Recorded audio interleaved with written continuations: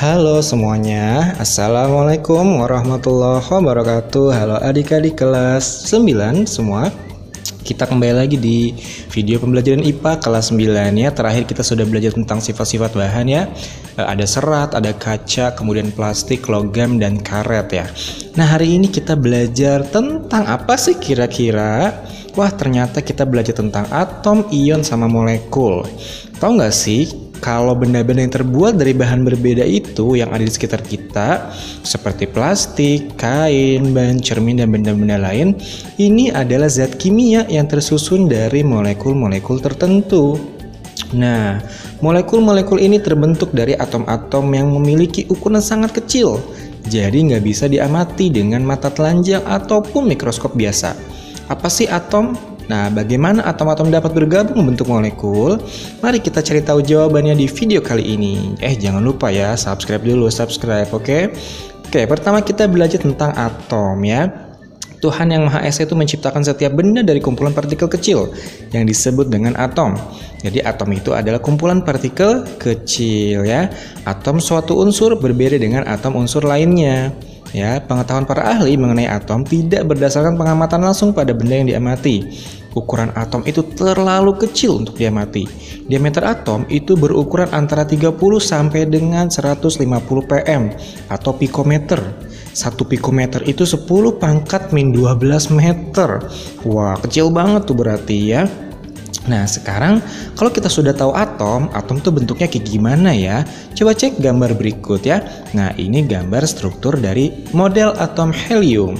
Nah, ternyata di dalam atom itu ada yang namanya subatom adik-adik. Jadi menurut penyelidikan para ahli, sejak awal abad 21 telah disepakati bahwa setiap atom itu mengandung 3 jenis partikel penyusunnya, yaitu ada yang namanya proton, elektron, dan neutron. Proton dan neutron ini membentuk inti atom, sedangkan elektron-elektron berada dalam kulit-kulit atom di sekitar inti. Nah, elektron-elektron ini mengelilingi inti dengan kecepatan tinggi membentuk awan elektron. Nah, elektron dan proton memiliki muatan yang berlawanan. Elektron bermuatan negatif dan proton bermuatan positif, sedangkan neutron tidak bermuatan. Jumlah proton dan elektron sama banyaknya pada atom netral. Masing-masing partikel penyusun atom, baik elektron, proton maupun neutron, itu memiliki massa. Nah, massa elektron itu sangat kecil dibandingkan dengan massa proton dan neutron. Karena itu, massa atom terpusat pada inti atom saja. Nah, atom memiliki bentuk yang kecil dan tidak seorang pun bisa melihatnya. Oleh karena itu, para ilmuwan melakukan penelitian untuk menemukan teori model atom selama bertahun-tahun. Teori model atom seperti apa saja ya? Pertama, model atom Dalton. Pada tahun 1903, John Dalton mengemukakan konsep atom berdasarkan berbagai hasil percobaan yang dikenal dengan teori atom Dalton. Teorinya apa sih? Pertama, atom itu sebagai bola pejal dan merupakan bagian terkecil yang tidak bisa dibagi-bagi lagi.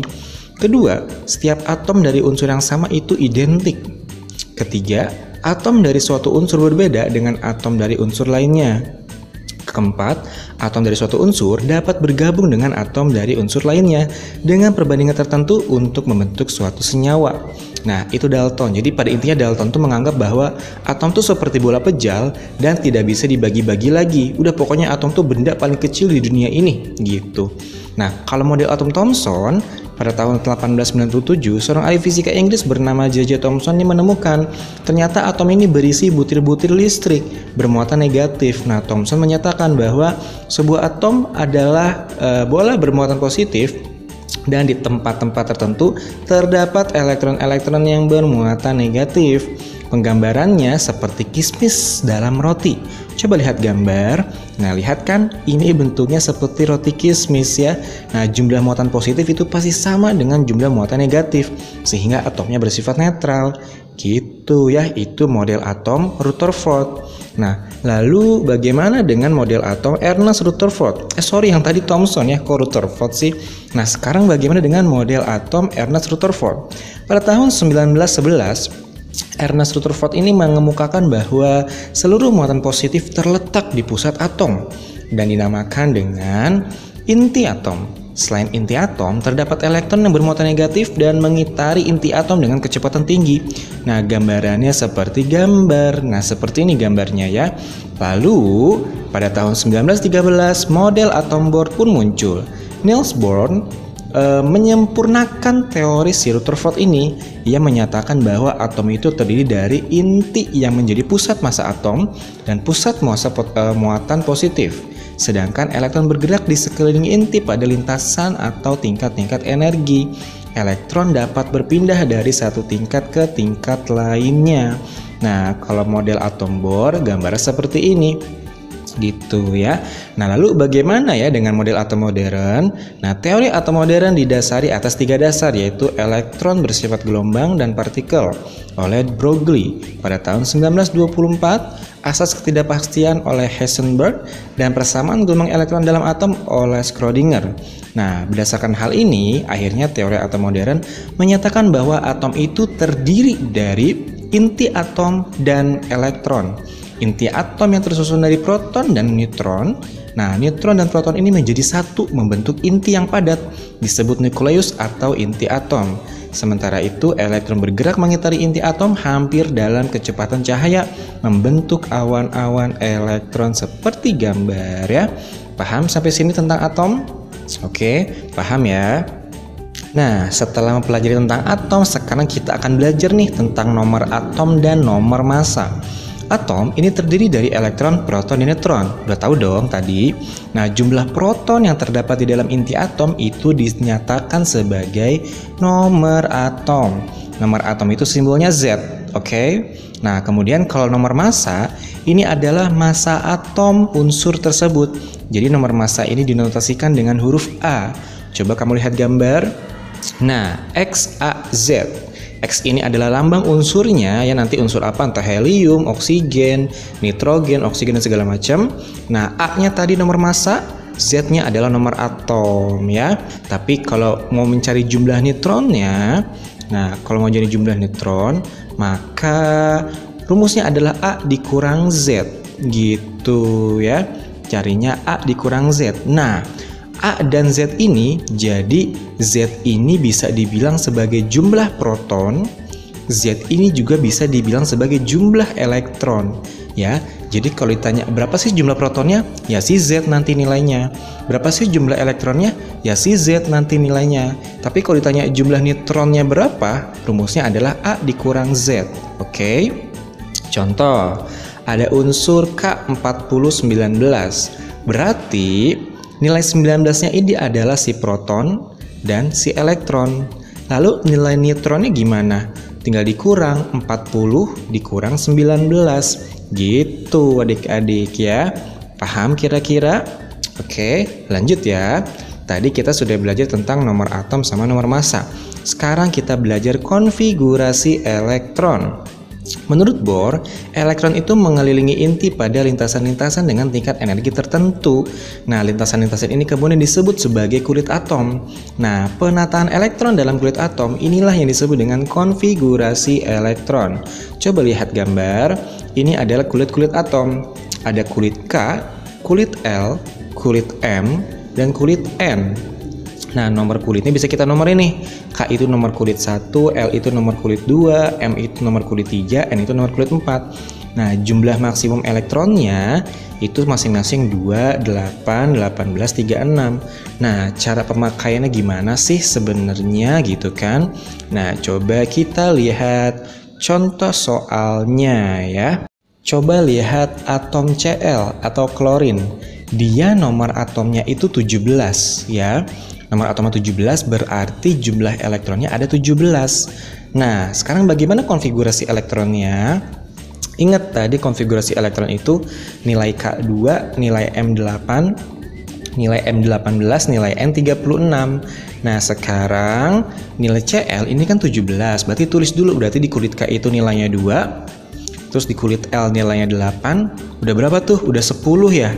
Udah 10 berarti kurang berapa biar jadi 17? Berarti biar jadi 17 kurang 7 kan? Maka di kulit M adalah 7 gitu. Maka konfigurasi elektronnya adalah 2, 8, 7 gitu ya. Contoh lagi, misal contoh atom natrium Na. dia nomor atomnya 11, berarti jumlah elektronnya juga 11. Nah, konfigurasi elektronnya gimana ya? Kulit atom K berarti 2, kulit atom L berarti 8, ya kan? 2 sama 8 udah 10, sedangkan dia nomor atomnya 11, berarti kurang berapa biar jadi 11? Kurang 1, berarti di kulit M dia 1 nilainya, berarti konfigurasi elektron untuk Na adalah 2, 8, 1 gitu ya. Paham kira-kira? Semoga paham ya. Oke, kita lanjut ya. Kita lanjut pembelajaran berikutnya yaitu tentang ion. Tentang ion. Atom netral itu memiliki jumlah elektron yang sama dengan jumlah proton. Tapi apa yang terjadi ya jika atom netral ini memiliki jumlah elektron yang tidak sama dengan jumlah proton? Jika atom netral melepaskan atom menerima elektron, maka atom ini akan jadi bermuatan. Nah, atom yang bermuatan ini disebut dengan ion. Atom yang bermuatan positif dinamakan dengan kation, dan yang bermuatan negatif dinamakan dengan anion. Nah, bagaimana ya ion positif atau ion negatif ini terbentuk? Nah, kita pahami bersama-sama ya. Pertama, pembentukan ion positif ya. Atom ini dapat bermuatan positif karena melepaskan elektron. Nah, unsur yang mudah melepaskan elektron adalah unsur dengan kecenderungan lebih besar untuk melepaskan elektron. Umumnya adalah atom dengan unsur logam. Misalnya litium, natrium, kalium, rubidium, cesium, transium, berilium, magnesium, kalsium, strontium, barium, dan radon ya. Jadi semua yang logam-logam itu biasanya melepas elektron. Gitu ya. Contoh nilai K, kalium. Nah, kalium nilai nomor elektronnya, elektron terakhirnya adalah 1, maka dia melepaskan elektron 1. Terus kalsium itu dia elektron terakhirnya adalah 2, maka dia melepaskan 2 elektron gitu ya. Nah, maka kalau dituliskan jadi kayak gini nih. Nah, gitu ya. Oke, nah tapi kalau ion negatif, nah kalau atom yang bermuatan negatif ini karena dia menerima elektron adik-adik ya. Nah, unsur yang mudah menerima elektron, unsur dengan kecenderungan lebih besar untuk menerima elektron, umumnya adalah atom yang unsuran non-logam. Jadi kalau ion positif atom logam, kalau ion negatif ini atom non-logam ya.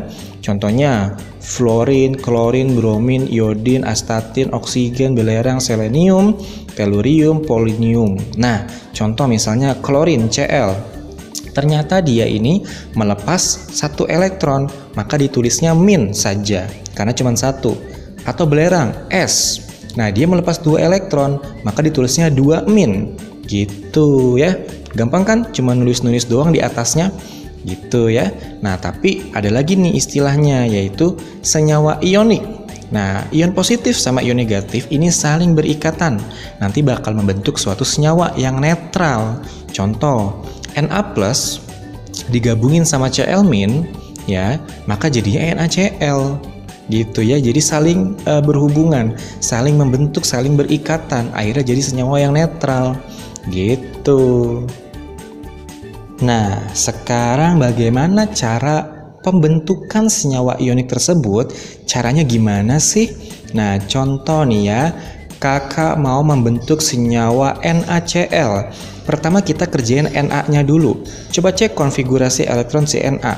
Konfigurasi elektronnya dia itu adalah 2, 8, 1. Ya, nah 2, 8, 1. Jadi kalau pengen netral, maka belakangnya harus 8. Nah, ini karena ada angka 1, jadi satunya harus dilepas. Nah, jadilah sisanya tinggal 2, 8. Jadi si Na ini melepas elektron. Kemudian si Cl. Cl itu ternyata konfigurasi elektronnya 2, 8, 7. Karena dia nomor atomnya 17. Kayak tadi caranya ya. Nah, 287 biar dia jadi atom yang sempurna, berarti kan belakangnya harus 8 tuh. Nah, ini ada 7. Daripada dia melepas elektron, kebanyakannya dia melepas 7 elektron kebanyakan, maka lebih enak kalau dia menerima elektron 1. Nah, maka dia bakal menerima elektron nih. Nah, diterima jadilah 2, 8, 8. Gitu ya. Nah, maka hasilnya adalah Na tambah Cl jadinya NaCl. Gitu. Nah, kalau tadi kita sudah belajar tentang ion, sekarang kita belajar tentang molekul. Ya, pada umumnya unsur itu ditemukan dalam bentuk molekul. Molekul itu terdiri dari 2 atau lebih atom sejenis atau berbeda. Nah, yang bergabung melalui reaksi kimia kayak tadi tuh, Na digabung Cl jadi NaCl, Mg digabung Cl jadi MgCl2 gitu ya. Nah, pertama kita coba pelajari satu-satu ya. Pertama adalah molekul unsur. Apa sih molekul unsur?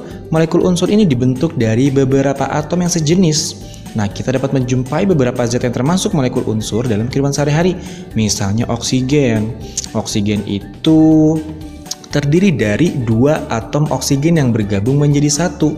O sama O jadi O2. Gitu ya. Molekul unsur yang terdiri dari 2 atom sejenis ini disebut dengan molekul diatomik ya. Contoh tadi oksigen O2, atau contoh lagi yaitu N2 nitrogen gitu ya. Nih contoh-contoh lainnya nih, ada H2, F2, O2, N2, Cl2, Br2, I2, At2. Nah, itu molekul-molekul unsur. Jadi beberapa atom bergabung yang sejenis gitu ya. Nah, kemudian kalau tadi molekul unsur, sekarang molekul senyawa. Kalau molekul unsur itu molekul yang dibentuk dari beberapa atom yang sejenis ya. Tapi kalau molekul senyawa ini 2 atau lebih atom yang berbeda. Nah, ini dibentuk jadi satu. Jadi kalau molekul unsur itu sejenis, kalau molekul senyawa beda jenis. Contoh, air misalnya. Air itu gabungan dari oksigen sama hidrogen. Jadi H2O ya. Air itu kan simbol kimianya H2O. Berarti gabungan antara hidrogen sama oksigen. Nah, ya kan? Coba lihat gambarnya, tuh kan. Molekul senyawa juga banyak dijumpai dalam kehidupan sehari-hari, misalnya karbon dioksida. Berarti CO2 simbol kimianya. Maka dia gabungan dari C sama O. C-nya ini karbon, O-nya ini oksigen. Atau lagi, asap kendaraan bermotor yang bahaya nih ya, yaitu CO, karbon monoksida. C-nya karbon, O-nya oksigen. Gitu ya. Oke. Paham? Pokoknya molekul gampang kan? Ada molekul unsur, ada molekul senyawa. Molekul unsur gabungan atom-atom yang sejenis, molekul senyawa gabungan atom-atom yang berbeda jenis. Oke? Udah sekian deh videonya, jangan panjang-panjang ya. Udah hampir 20 menit nih. Oke, sekian videonya, semoga paham. Kalau belum paham boleh tanya gurunya langsung. Oke? Sekian, assalamualaikum warahmatullahi wabarakatuh. Jangan lupa subscribe.